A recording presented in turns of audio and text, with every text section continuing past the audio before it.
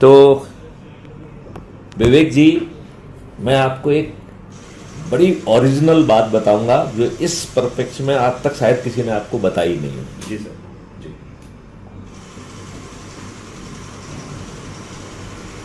जो एक भ्रम फैलाया गया है कि जवाहरलाल नेहरू ने और महात्मा गांधी ने इस देश को आजाद किया, जी। ये शुद्ध झूठ और भ्रम है। ओहो। ये बात मैं नहीं कह रहा हूं। जी।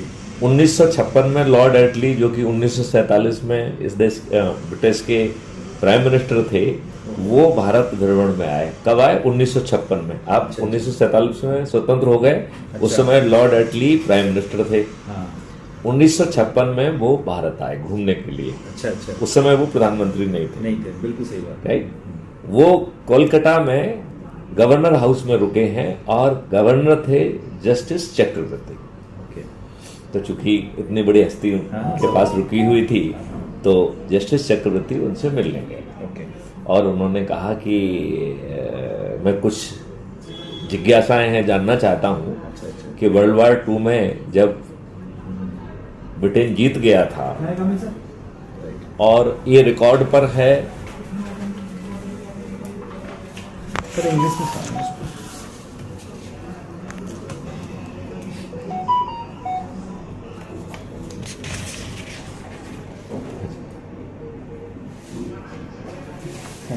और तो उन्होंने कहा जब आप जीत गए थे, जी। हाँ और ये रिकॉर्ड पर है हाँ। कि जवाहरलाल नेहरू और महात्मा गांधी कह रहे थे हम थक गए हैं, अब हम जेल नहीं जाना चाहते हैं, हम कुछ नहीं करना चाहते हैं, इट इज ऑन रिकॉर्ड। अच्छा अच्छा अच्छा। तो आपने भारत को स्वतंत्रता क्यों दी, और उसके क्या क्या जवाहरलाल नेहरू और महात्मा गांधी इसके लिए जिम्मेवार हैं? क्या उनका रोल है, किसका रोल है? अच्छा अच्छा। तो लॉर्ड एटली पॉइंट ब्लैंकली कहते हैं देयर इज एनी और hardly any role of Jawaharlal Nehru और Mahatma Gandhi. He start with that. अच्छा अच्छा। They say if at all it is very marginal.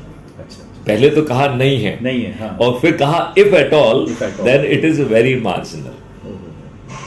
Then justice Chakravarti floated, ये सब इनके इंटरव्यू में भी है और बुक में भी है, it's recorded. Okay. It is not a मतलब समथिंग लाइक एक हाँ, मतलब कहानी नहीं है। बिल्कुल, बिल्कुल। राइट। इट इज इट उन्होंने justice Chakravarti was so much surprise that he gave a article into the newspaper at that point of the time. तो उन्होंने कहा कि what is the reason, so he said it is because of the Subhash Chandra Bose and trial of Azad Hind Fauj which has created the problem across the country. Situation इतनी खराब थी कि the postal department refuse to obey their order. अच्छा। Railway was also behaving the same way. Navy ने strike कर दी थी और 17 बेसिस को कब्जे में कर लिया था। इतना ज्यादा रिकॉर्ड हो गया था। 17 बेसिस को कब्जे में कर लिया था। अच्छा अच्छा अच्छा। जो उस समय के वाइस रॉय थे बॉवेल, बॉवेल जो है ना went to the Nehru and Gandhi fold हेडेडली कि भैया हम नहीं संभाल पा रहे हैं, आप जो है हम आपको इंटरिम सरकार दे रहे हैं, आप अपने लोगों को कहो कि वो शांत हो जाएं। अच्छा अच्छा। जब इन लोगों ने कहा कि हम जो है that's why you were giving interim government in 1946। बिल्कुल सही बात। कोई बात नहीं करता इसको। 1946 में आपको जो है ना इंटरिम गवर्नमेंट दे दी गई थी इसी चक्कर में। किसी का बेसिकली फरवरी 1946 में अच्छा अच्छा। इनके एक कमांडर इन चीफ हुआ करते थे जिनका नाम था लॉर्ड क्लाउड अचिल्लिक। अच्छा अच्छा।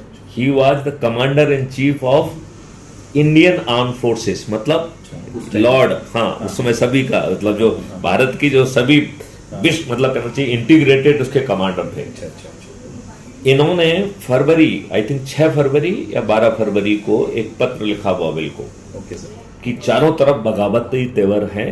उस समय नेवी ने स्ट्राइक नहीं की थी क्योंकि उसके 12 दिन बाद या 7 दिन बाद स्ट्राइक कर दी। अच्छा अच्छा। मतलब उन्होंने कब्जा कर लिया था। उन्होंने कहा हमारे पास जो इनपुट आ रहा है चारों तरफ बगावती तेवर हैं, ये 1857 से भी भयानक होगा, शायद हम जान बचा के ना भाग पाए। नहीं भाग पाए। अच्छा, ये हाँ, उन्होंने इस भाषा में कहा। अच्छा, अच्छा। और उन्होंने कहा कि जो मैं समझ पा रहा हूं इसका बहुत बड़ा कारण है आजाद हिंद फौज का ट्रायल। ये लॉर्ड आर्चन लेक लिख रहे हैं 6 फरवरी को 1946 को।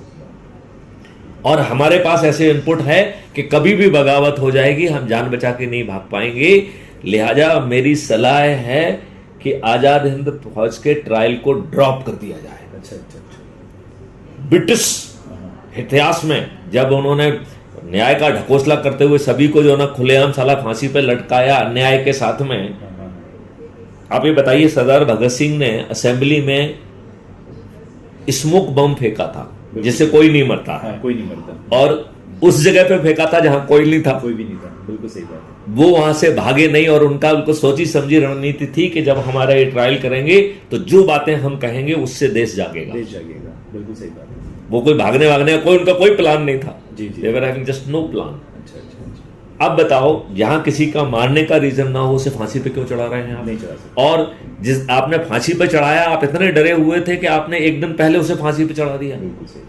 आपने उसकी गुपचुप जो है ना डेड बॉडी को डिस्पोज करने की कोशिश की। हाँ, सही। हालांकि वो लीक हो गया तो लीक हो गया। पब्लिक ने जो है ना उसमें वो कर दिया। जी जी। तो इस पूरे हालात में जहां चारों तरफ बगावत थी, जहां पर अंग्रेज ने कहा था कि हम 1948 में आपको देश की बागडोर थमा देंगे, इंतरिम सरकार उन्होंने 1946 में दे दी और उसके 10 महीने पहले देश की बागडोर भी आपको संभाल के भाग गए। बिल्कुल सही बात है। राइट। ये किसी को नहीं पता एक्चुअली, पब्लिक डोमेन में खासकर ये पब्लिक डोमेन में अवेलेबल है, लेकिन कोई पढ़ता नहीं है और किसी ने उसको लिखा नहीं है। लिखा नहीं है। अदरवाइज लॉर्ड आर्चन लेक के जो पत्र हैं उनकी किताब छपी है। It is available in internet. Right. मैंने वो तो उसी से पढ़ा है। नहीं, हाँ, उस बारे में बात नहीं करता, लेकिन कोई बात नहीं कोई करता। मीडिया बात नहीं करता। कोई मीडिया बात नहीं करता है। नहीं, क्योंकि उसको सेंसर करके रखा गया था उस समय। सही बात है। राइट। अब इसको देखो, इन्होंने लॉर्ड क्लाउड आर्चन लेक ने एक पत्र लिखा, एक पत्र ने एक प्लान बनाया और जिसका नाम दिया एग्जिट प्लान। अच्छा। कि हम अंग्रेजों को, किन अंग्रेजों को लोग के कैसे कहां भागेंगे विपत्ति स्थिति में। और बल्कि ही हैज गिवन टेलीग्राम कि जितने भी कमांडर हैं वो अपनी फैमिली के साथ इकट्ठे हो जाएं यहाँ पे, क्योंकि he came in the process of executing that exit plan. क्योंकि समय तब नहीं मालूम था कब जो है ना आपको आपकी जगह पे मार दिया जाए, उनको इतना भय था। मतलब भय कितना रियल होगा ये मैं आपको मतलब वो कम्युनिकेट करने की कोशिश कर रहा हूँ कि डर कितना बड़ा था। मतलब इसका टेलीग्राम है कि उन्होंने अपने सभी कमांडर्स को उनकी फैमिली के सहित एक जगह पे इकट्ठा करने के टेलीग्राम दिया कि पहुंचो यहाँ पे। मतलब वो भय बताता है। वो जो है जवाहरलाल नेहरू और सरदार पटेल और इनके पास जाते हैं और कहते हैं भैया अपने लोगों से कहो कि हम आपको इंतरिम सरकार अभी दे रहे हैं, ये शांत हो जाए। आजाद हिंद फौज का trial for the first time in British history कि किसी ट्रायल को ड्रॉप किया गया हो। It is dropped, it is not postponed, it is dropped.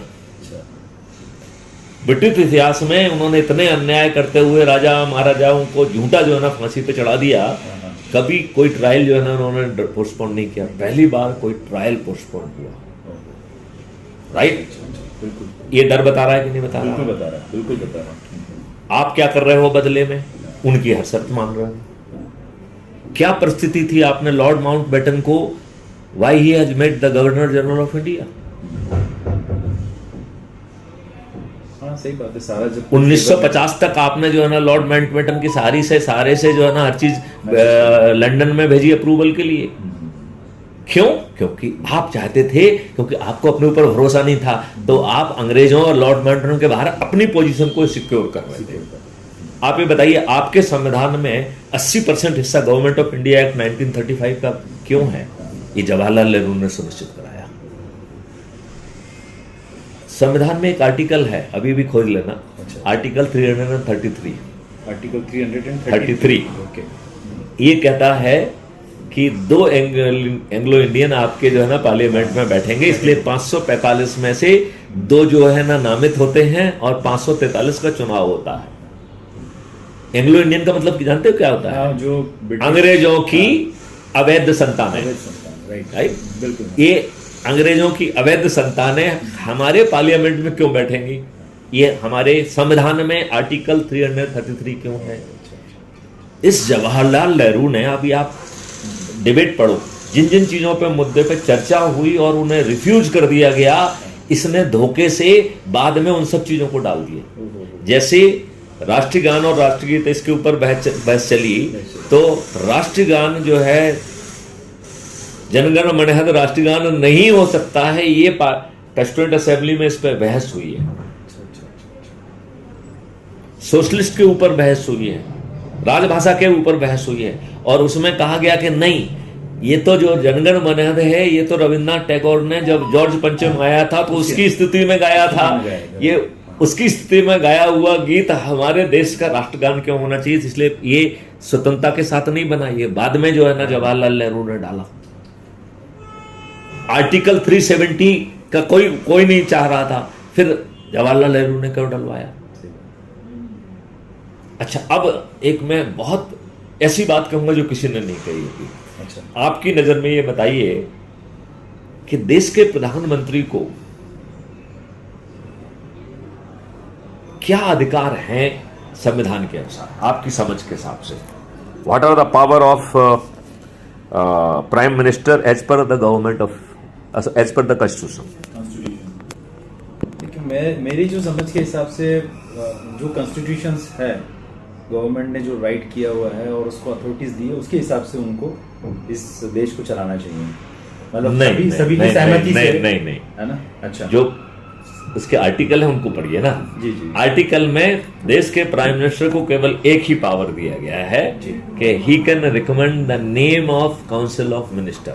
अच्छा अच्छा, सर ये रिसीविंग स्लिप इस पे साइन कर दीजिए।